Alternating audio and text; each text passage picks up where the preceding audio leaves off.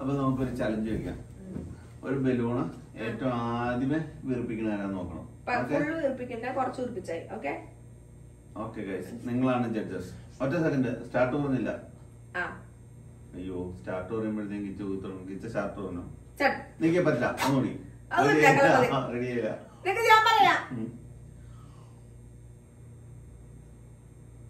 തോണ്ട അത് മതി, സ്റ്റാർട്ട് പറയാനുള്ള തോണ്ട.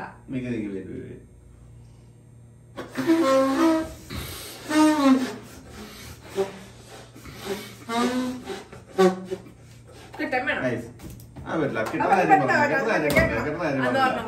കെട്ടൻ വേണം ഗൈസ്, കെട്ടണം വേണം കേട്ടോ. ഒരു മീഡിയം സൈസ് കെട്ടൻ വേണം. എടുക്കട്ടെ. ഓക്കെ, ഞാനും ഒരേ കളർ എടുക്കാം. പറ്റില്ല, കെട്ടൻ വേണം.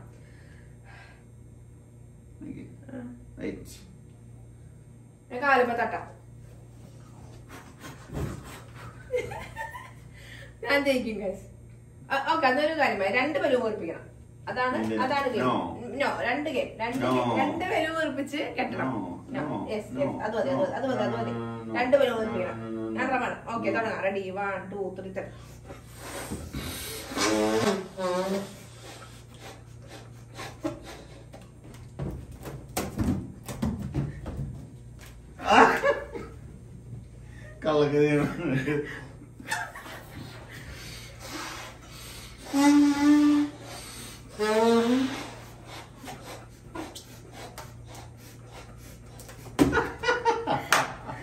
ഇപ്പോൾ അത് ചിരിപ്പിച്ചോണ്ടാണ്ട ഗൈസ്, അല്ലെങ്കിൽ ഞാൻ കാട്ടി വീർപ്പിച്ച പറ്റില്ല. കള്ളക്കൊതിയാ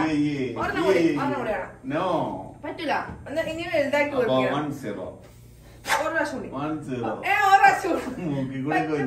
പറ്റില്ല. വെറുതെ നീപ്പിക്കരുത് കാശിനെ. പറ്റില്ല. ഇല്ല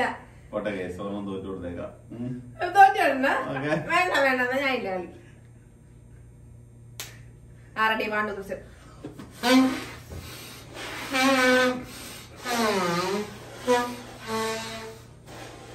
അത് പറ്റൂല. ഇത് വലുതാക്കണം കുറച്ചും കൂടി. ഈ ചെറുപ്പത്തിൽ ഇങ്ങനെ പറ്റൂല. ഇച്ചിരി വലുതാക്കണുള്ളൂ. വലുതാക്കി വീർപ്പിക്കണം ഇച്ചിരി കൂടി. ഇത് പറ്റൂല, കള്ളക്കൊതിയാണ്. ഇച്ചിരി ഒരു 5 6 വായ വീർപ്പിക്കണം.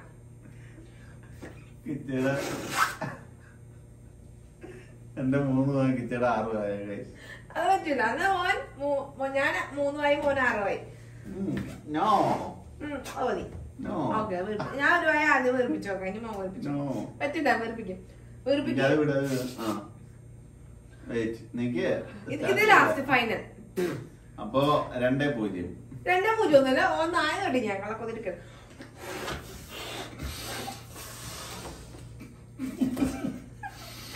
ഞാൻ ജയിച്ചു ഗൈസ്. ഞാനാ ജയിച്ചുള്ളൂ. മതി, ഗെയിം കഴിഞ്ഞു. അപ്പൊ നമുക്ക് വീണ്ടും മെരുപിടിച്ചെടുക്കാം. ഞാൻ ജയിച്ചു.